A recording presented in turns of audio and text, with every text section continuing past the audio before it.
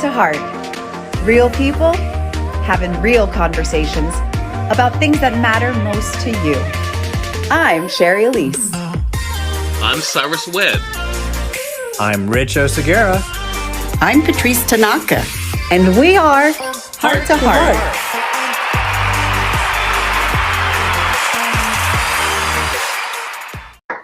Hello. Welcome everybody to Heart to Heart. We are thrilled to have you here. If you are here watching with us live or watching the replay, say hello in the comments. Let us know how you're feeling. It is hump day again, so we're excited to have you here. The first thing that I'm going to go ahead and ask you to do, besides sit back and have some fun, is to hit the share button and share the love all around. So Heart to Heart is an interactive talk show where you send in the question and we have a heart to heart on it. And so halfway through today's show, we will be revealing which question is in the Heart to Heart vault. And these are the questions that you sent in. So Peter sent in, what are some ways to continue your journey feeling safe, supported, and empowered by money? Anonymous sent in, how do you deal with the loss of a family member you didn't feel connected to yet feel guilty about? And Beth sent in, how do you know when it's time to move on from a relationship? So one of these questions will be waiting in the vault for us, myself and my amazing co-host. We have no idea which one is in there. The only one who does is our producer, Tracy Allen. So let's jump into the show. I want you to meet the rest of my co-hosts if this is your first time. Hello, guys. Hello. Ladies and gentlemen, nice to see y'all. Yes. Always a pleasure. So there was something I was going to tell you guys. Oh, yes. If you have a question that you would like us to answer on the show, Tracy's going to put in the comments our submission form. So that way your question might get featured on the show. Hello, Sheila. Cyrus, Sheila says you look amazing. I'm just trying to give you a compliment there. I appreciate it. You're welcome. Thank you, Sheila. So you guys, we are close to Mother's Day on Sunday, so right around the corner. And I had the awesome opportunity this morning to be live on Good Day Rochester. And I was sharing about, we were talking about Mother's Day, and I'm doing a virtual retreat called a Joy Makeover, where I'm giving moms a joy makeover instead of just hair and makeup and all that. And so it was focused on moms. And of course, because I'm talking about moms, I've been thinking about my own. And I wanted to, this first part of our show today, I just wanted to, do a little tribute to mothers. And so I'd love to know from you guys, what is one of your fondest memories from your mom growing up? As well as one of the greatest things perhaps that either she taught you or just that, you've carried with you that you learned from her? I love that question. My relationship with my mother has been funny. I mean, Shari, I know you saw the interview I did with her this year, kind of talking about this journey that I've been on. And one of the things I didn't grow up with my mother my whole childhood, but one of the lessons I do remember is the importance of hard work paying off. That was instilled in me early on, and that I could be anything. My mother would tell me that, you could be anything. And I really appreciate that, because growing up, I realized, unfortunately, not everyone is told that. And, maybe that looks different for different people. But I think the fact that I was told that growing up helped me to realize as I got older that, yeah, I could do anything. So that definitely for me was a gift my mom gave to me. And you embodied it, Cyrus. I mean, because you really are doing anything that you want or everything that you want. Yes.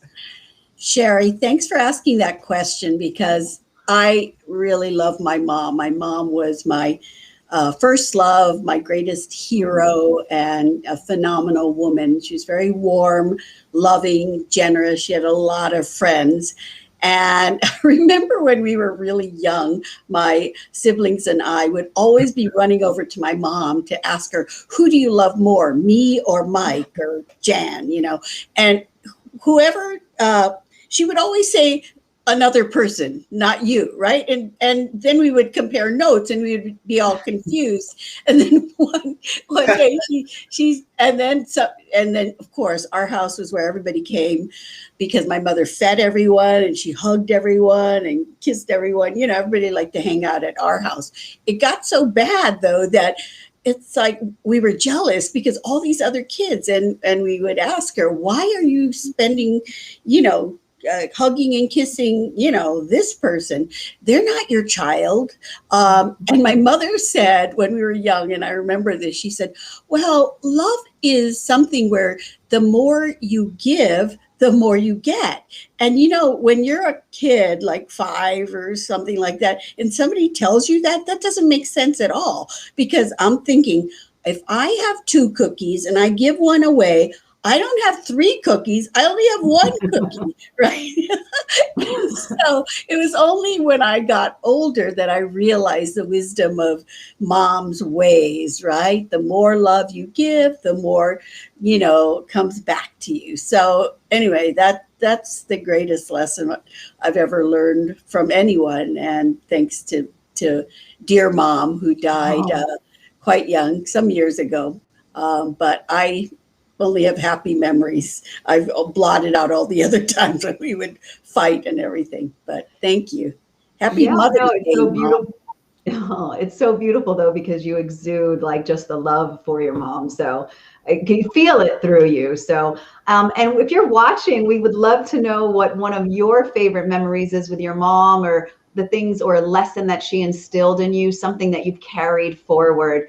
Because what would be amazing is if your mom is still here and around, that she can see, the way that you speak to her, what your message is to her. What about you, Rich? We know that we've got Miss Yolanda that watches with us. I know. I just tagged her, hoping she'd pop on here live. But I'm sure she'll watch the recording. There were a bunch of memories that popped in terms of fond memories. But one that I'm going to talk about is growing up, my mom was listening to disco music a lot, and also Broadway soundtracks like Evita and A Chorus Line, and so I listened to them and then made them my own, life soundtracks. But one day I remember she took me to see Evita at the Dorothy Chandler Pavilion in Los Angeles, because I grew up in LA. But before that, we went to what, to me at the time, especially, who knows what it really was, but a fancy restaurant.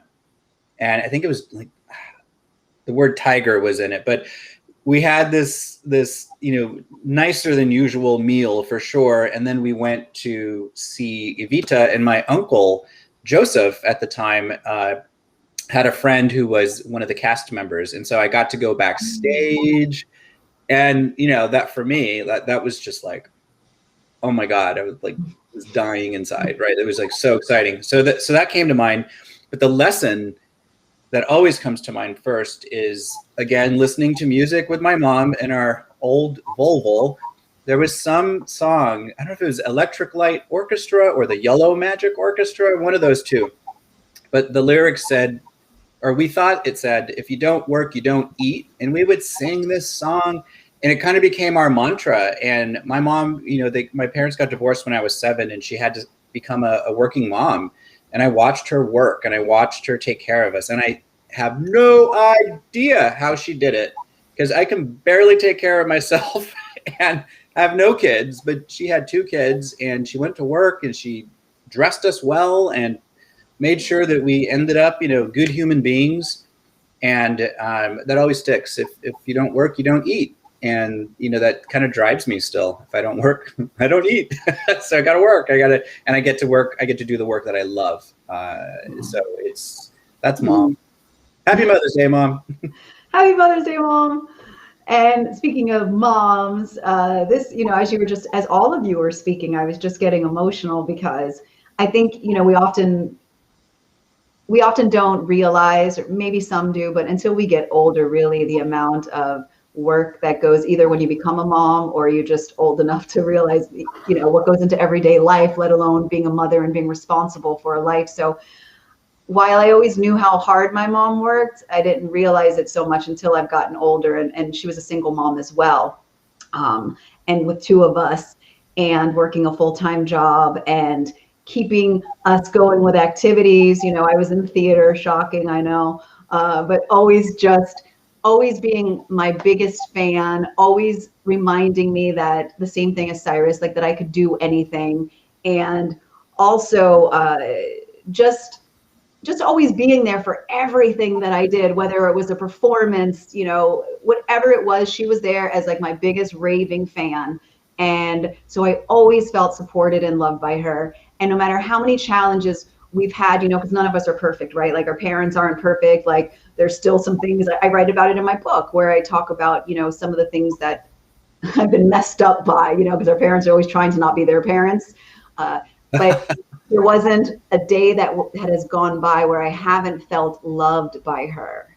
And to be able to do that as a human being, like to make someone else feel loved every single day of their life, I think is the most beautiful gift.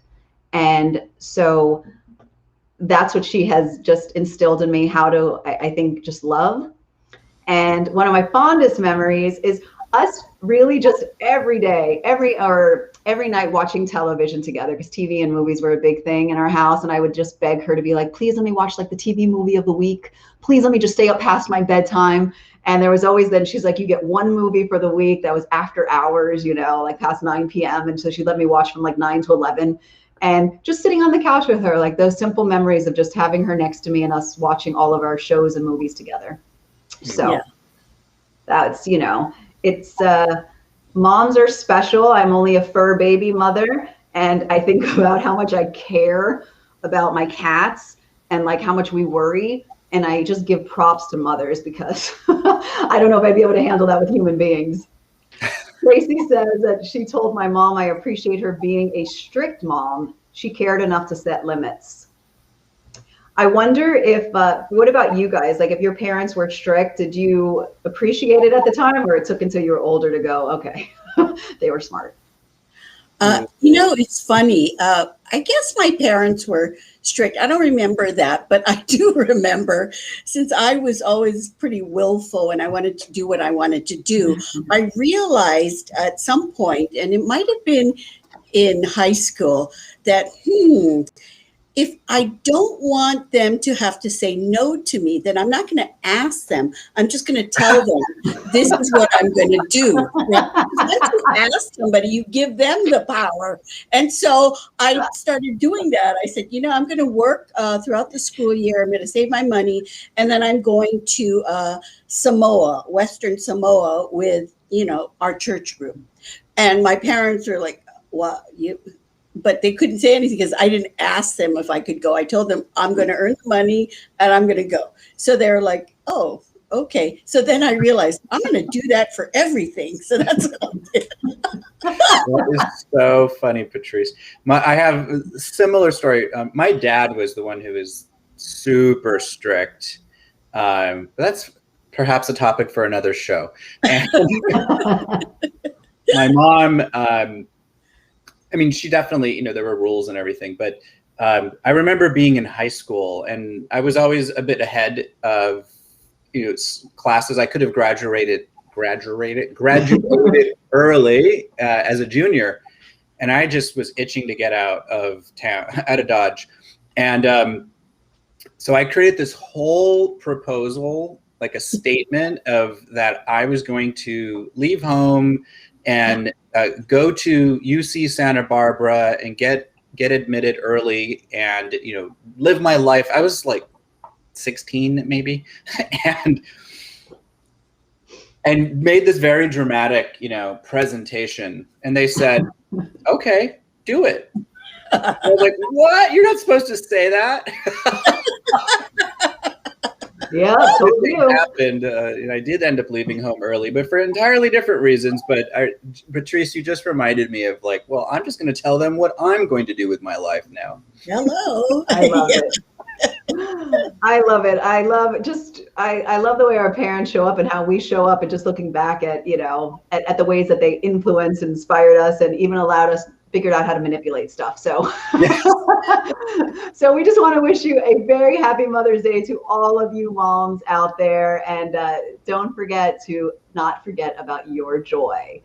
And now it's time for our favorite part of the show and the entire reason why we created Heart to Heart, and that is to hear from you. So as I mentioned earlier in the show, you sent in your questions this week, and there is one of them that is waiting for us. So Tracy, why don't we find out and open up the vault? Yay!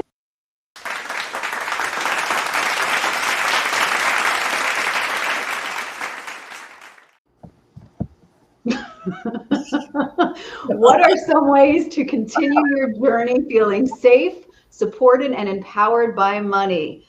Thank you, Peter, for sending in that question. And Peter's watching right now too. I believe if it's the same Peter. Peter, let us know in a comment if this was you. Well, since I started talking, I'll say. I mean, there's so many things to say about this. I think a way to be empowered by money is to see money as oh God, there's just so many layers. Like seeing money as your friend, right? Or as energy, really. If you take out emotion from it, money is energy. It's currency. Literally, it's electric currency. Currently displayed in our society still with paper and metal, but really mostly now digital, right? It doesn't even exist. You know, it's digital now. It's zeros and ones. It's just energy. And when we take away the negative perception of money, like, oh, it's not for me, or it's for those people, or money is bad, or people who have money, there's something, you know, they're evil. Like there are all these negative money stories that we learn. Peter saying it is him, that we grow up with based on what our families believed about money. That's the imprint that we have, right? And then we get to just change those or smash those paradigms or live into them, depending if they were positive or negative thoughts. But you know, if we take away the emotional impact of money and just say it's energy and it's here for me in abundance, all you have to do is go to your street and find a tree and see how many leaves are on that tree or how many branches are on that tree or how many flowers are on that tree now. It's abundance and it's right there. And that's how money is. It's everywhere. And when you start to open your mind to that it is everywhere, guess what? It starts to show up for you everywhere in different ways, in different forms, in unexpected ways, from unexpected people at unexpected times. That's one of my money mantras, by the way. But okay, I'm going to shut up because I get really activated by this in a good way. There's so much to say. No, you're obviously you're a lover of money. So I didn't used to be though. I used to have very negative views, and I just had someone smash my money paradigm. Like we figured out where my money cap is. And it was like shocking. I was like, oh, and it wasn't a very high cap as far as I'm concerned. And once I saw that, I was like, that's ridiculous. There's so much more available to me. So I'm talking to myself, people. And now I have, you know, there's like a new ceiling of possibility. And really there is no ceiling. The ceiling is self-imposed. Yeah. Rich, I totally agree with you. I think for myself, I mean, I don't have my feelings about money has been off. My adult life. But what I love about what you said that I think is so important for everybody, especially when it comes to being safe and empowered, is realizing it's also personal. And I think for what you may want is great for you, but it doesn't have to be what I want.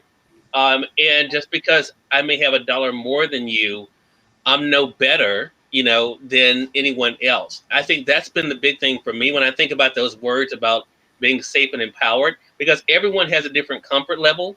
And everyone, I think, has a different situation, especially that money plays a part in, right? So I think there's nothing wrong with having an abundance. I think that's great because, I mean, it makes things a lot easier. It's one less headache to worry about. But I have definitely started looking at money as something more personal. And that has been empowering for me because it's like, okay, because someone may make the same amount of money I have, we don't have to have the same things. And that's okay. If I don't want what they have, I don't need to have that to show, well, I can, you know, I make just as much as this person. So that's how I, for myself, have personally done it. And it definitely has helped me feel more empowered because I realize my dollar amount is my dollar amount and it's not contingent on anyone else. Yeah. Totally. Interesting. I have I'm trying to think about what is my feelings towards money. And I guess I've always felt neutral towards it. I don't have a love or a hate relationship with it. And I think maybe it was because my father was like the most frugal guy on the planet, right? He would drive around the block, a million times to find a free parking space or, metered parking space. He would never put it in a garage where you have to pay. And my mother is the polar opposite. She's very generous with everything, including money. So I was constantly betwixt and between them, annoyed by my father and all I like kind of the way my mother handled it. And so I guess I just don't have an attachment to money. I am trying to be more attached to it because I actually spend very freely, again, like my mother, because I guess I have a sense of, well, if I need more, I can earn more. So I'm not really worried that I'm not going to have any. And frankly, it's interesting. I donate a lot of money that I make, probably more than I should, but it's what I want to do. And somehow it comes back to me, many-fold. And I'm not doing it for that reason. I'm just doing what I want to do. So I don't know what my relationship with money is. I still feel kind of neutral about it, but I'm trying to be more responsible and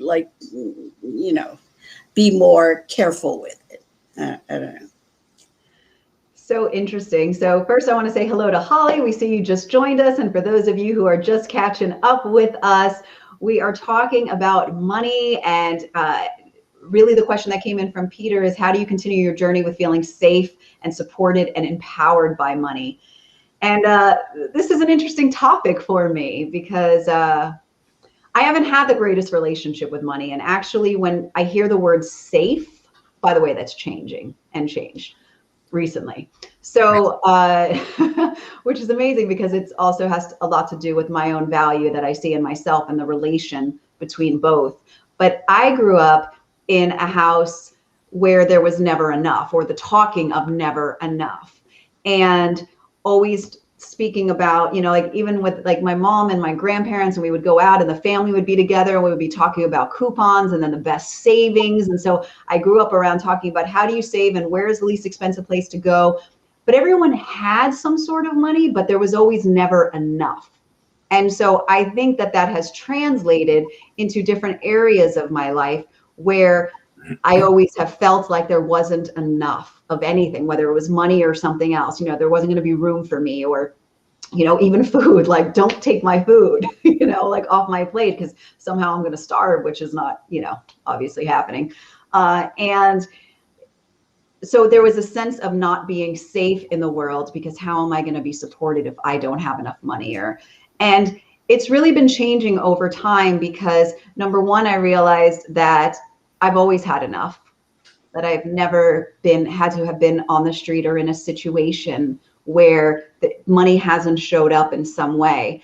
And I also realized that it has nothing to do with our worth as people, my level of happiness. And it's taken a long time to get there. And the more and more I become detached to this power of money, the more it seems to be showing up. And that's been the powerful lesson to me, is to not feel because when you constrict something and you're holding onto it so tight, it doesn't want to stay there. And so the more and more I really feel like I've been releasing, the more it's oh no, I want to stay with you. And so that's really just my thoughts around money. I, as Rich, could go on and on about it because there's so many different layers to it and levels with, value and worth. But yeah. Well, I love what you're saying, Shari, because you just heard how yeah, money, but that that took a lot of work for me to get to that place about money, because I remember growing up and my mom was kind of forced by my dad to shop at like Kmart or stores, where that like that. It was like money was very tight. Yeah. But it wasn't until they got divorced that I really thought about money, because that's when I realized, oh, we don't have any, because my mom had to start working and my dad struggled with paying his child support at the time. And I started to see the negative impacts of not enough money in our family. But my mom worked really hard. She worked in retail stores, like nice retail stores. So she was able to use her discount to buy us really beautiful clothing. So I always felt, I looked like the rich kids at school by way of how we looked.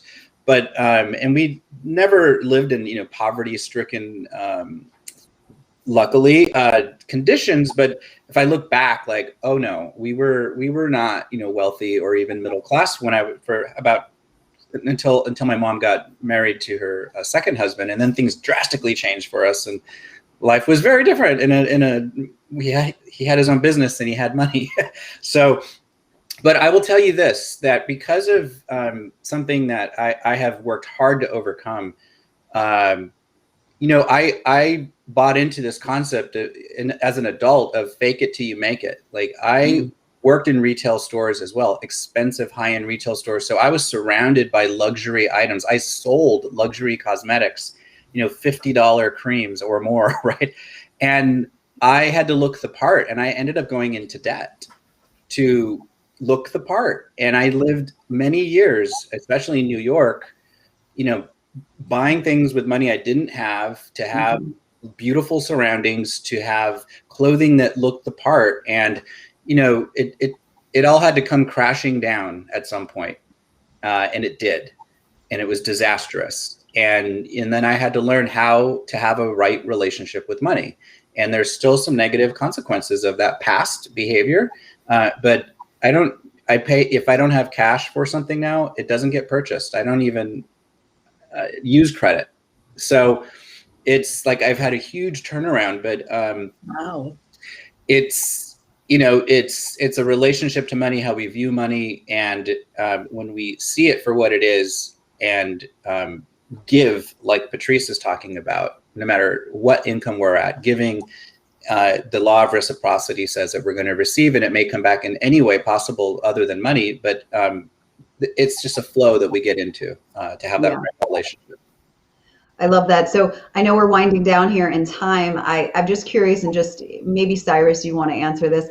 So for Peter, who, asked this question, is there any advice, since you have a good relationship with money, any advice for Peter or anyone that's watching that might not have a great relationship with money, or it puts a damper in their life? Any thoughts?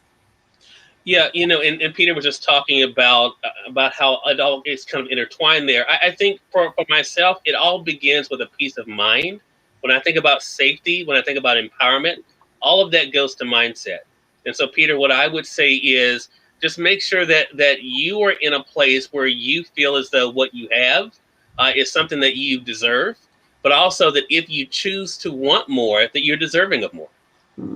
Beautiful. I love it. Great advice. And thank you, Peter, so much for sending in this question. And as always, Rich, Cyrus, Patrice, and Tracy, thank you guys for being here today with us and always adding to the conversation. To all you moms out there, we hope that you have a beautiful Mother's Day. And remember that if you have a question that you would love to hear us chat about and have a heart-to-heart on, submit it to the question, and your question might be featured in the next Heart-to-Heart Vault. Remember to tune in next Wednesday, same time, same place, to Heart to Heart. Don't forget to take care of your heart and one another's. Bye, everyone. Hi, Yolanda. Happy Mother's Day.